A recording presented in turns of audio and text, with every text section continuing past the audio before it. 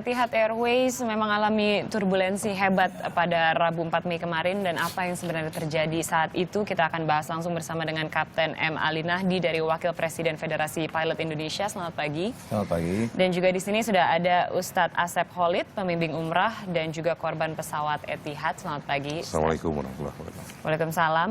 Mungkin saya akan ingin tahu terlebih dahulu gitu dari Ustadz, bagaimana sebenarnya kondisi saat itu dan apa yang dialami saat itu? Ya, kejadian kemarin memang sangat di luar dugaan ya. Pertama, kalau melihat secara kronologis, saya melihat waktu menunjukkan pukul 13.30. Saya masih ingat jamaah mungkin belum pada sholat. Saya coba ingatkan, berangkat ke belakang, menghampiri jamaah, kemudian menginformasikan untuk melaksanakan sholat. Saya berkeliling, ketika itu setelah berkeliling, saya coba masuk toilet, keluar. Ketika saya tanya lagi ke jamaah, sudah selesai sholat atau belum? Saat jamaah memberikan jawaban, saya mau melaksanakan sholat, saya itu tiba-tiba langsung anjok. Begitu dalam. Ya. Sampai kita tidak bisa membuat satu antisipasi harus bagaimana. Saat itu posisi Ustadz sedang berdiri? Saya sedang berdiri di belakang, paling belakang ada pramugari satu orang, lagi beres-beres di dapur. Saya paling belakang. Pada saat anjlokan paling dalam, saya merasakan pental badan itu. Sampai kepala, benjol. Ya. Tangan pun sampai sekarang masih sakit, masih retak. Saat terpental, kemudian mau berdiri, mau bangkit, mau menolong jamaah yang lainnya, anjlokan lagi terjadi. Sampai terasa anjlokan itu kurang lebih 3 atau 4 kali lah.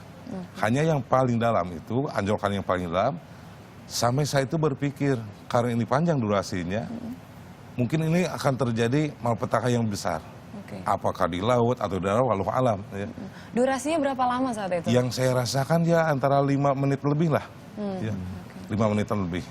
Sampai saat itu kita merasakan sesuatu yang luar biasa. Bertahun-tahun saya berangkat ke Mekah, mendampingi jamaah. Baru hari ini, peristiwa yang kemarin merasakan peristiwa yang sangat luar biasa. Situasi saat itu di dalam kabin itu seperti apa? Situasi ibarat, kalau kata orang, ibarat kapal pecah itu memang terjadi di hadapan. Kabin-kabin, koper-koper kabin pada berjatuhan. Sampai jamaah pun yang tadinya duduk terpental, apalagi yang tidak pakai seatbelt. Ya. Ada juga yang sedang duduk tidak pakai seatbelt sampai loncat, berpindah arah. Ada juga yang sampai merusak terhadap kursinya pada saat itu. Karena apa? Jatuhan badannya. Apalagi yang tertidur di antara kursi dan kursi. Sampai saya juga sempat untuk menarik jamaah agar mereka tidak terinjak-injak sama yang lainnya. Apalagi melihat barang-barang sudah tumpah. Apalagi yang lainnya.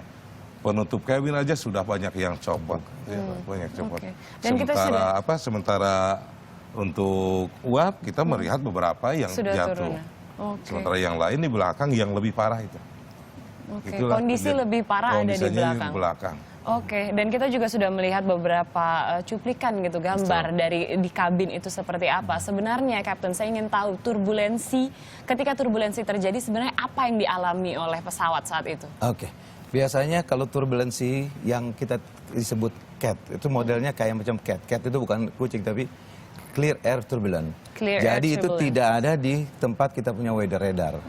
Nah biasanya tuh kalau terdeteksi dengan weather radar, kita memberikan announcement kepada penumpang.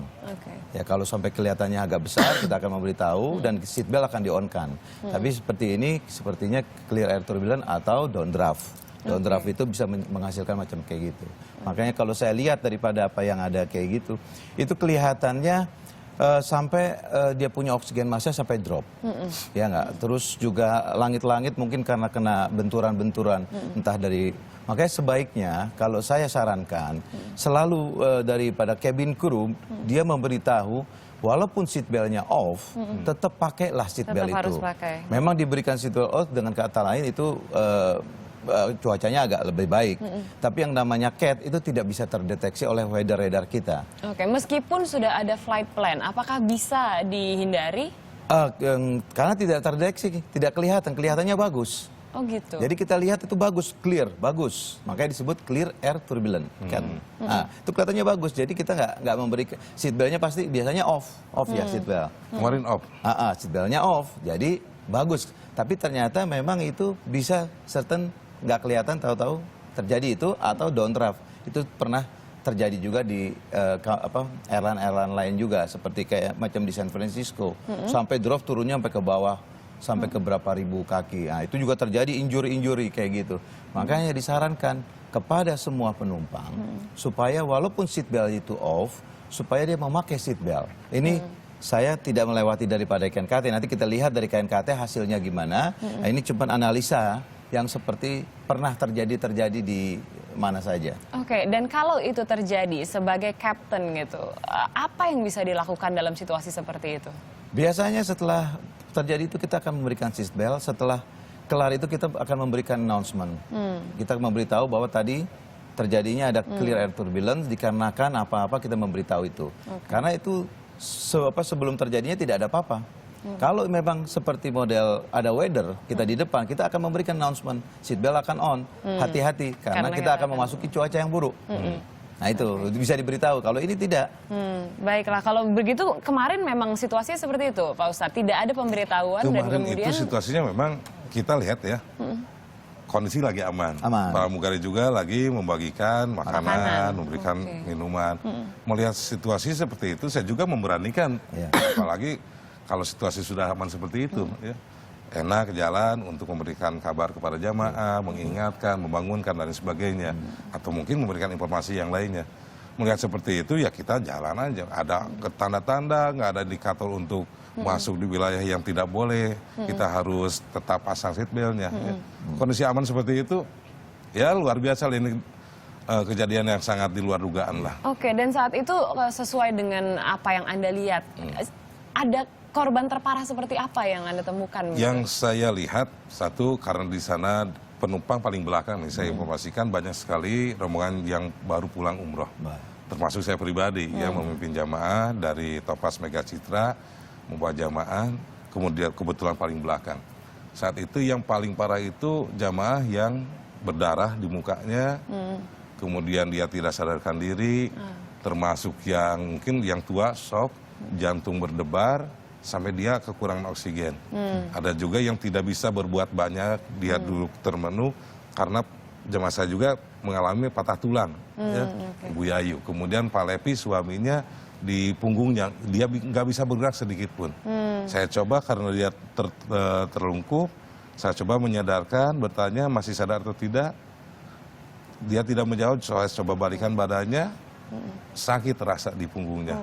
Sampai kita gotong beberapa orang membantu, didudukan sampai diganja sama bantal-bantal yang ada ya, untuk memberikan pertolongan pertama lah. Saya ingin tahu nanti seperti apa Etihad sampai saat ini membantu para korban, tetapi sebelumnya saya ingin tahu dulu dari Kapten, sebenarnya ini kan situasinya dikatakan antara Medan sampai Palembang atau sepanjang Sumatera itu. Apakah di sana memang situasi atau medannya itu sulit untuk terobos oleh pesawat atau bagaimana sebenarnya? Sebetulnya enggak. Memang ada beberapa, kalau kita lihat selain daripada Selat Malaka suka terjadi, dan juga Bay of Bengal, nah itu karena perputaran angin di situ juga sering kencang sekali ya.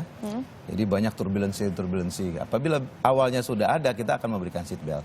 Tapi kalau memang model kayak ini dia tidak ada, memang sebelum kita berangkat, kita dikasih fenomena weather. Fenomena weather mana saja yang kelihatannya ada. Biasanya di antara itu kita bersiap-siap. Tapi karena clear of weather, jadi makanya kita tidak memberikan seatbelt.